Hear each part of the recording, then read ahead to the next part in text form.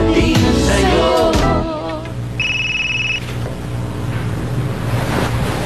Yes, kuya.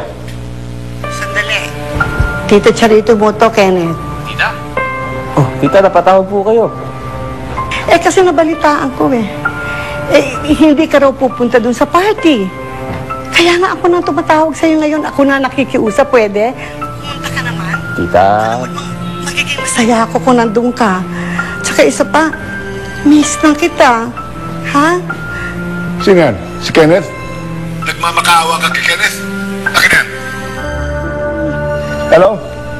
Oh, Kenneth. Gusto mo talagang pinipilit ka ng Tita mo. Ano ka, espesyal?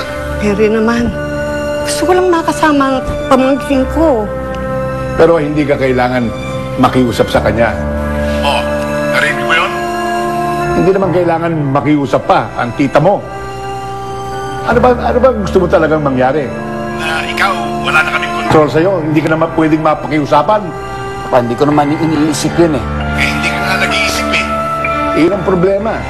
Hindi mo na naisip kung anong sasabihin ng pamilya ni Nikki. Henry, gusto ko lang makita yung pamangkin ko. Ay, Kenneth, you better attend this goddamn dinner. Or else tayo talaga magkakasubukan.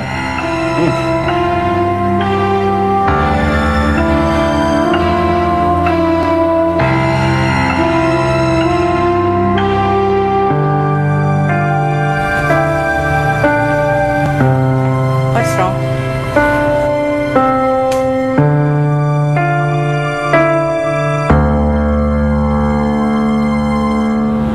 Akala ko ba masaya ka na? Bakit ka umiyak dyan? Wala lang. Na-realize ko lang kasi na liit-liit pala ng mga problema ko. Wala palang kakwenta-kwenta yung mga inaalala ko. Kumpara dun sa pinagdadaanan ng mga tao ngayon. Ano ba naman ang nangyari sa akin?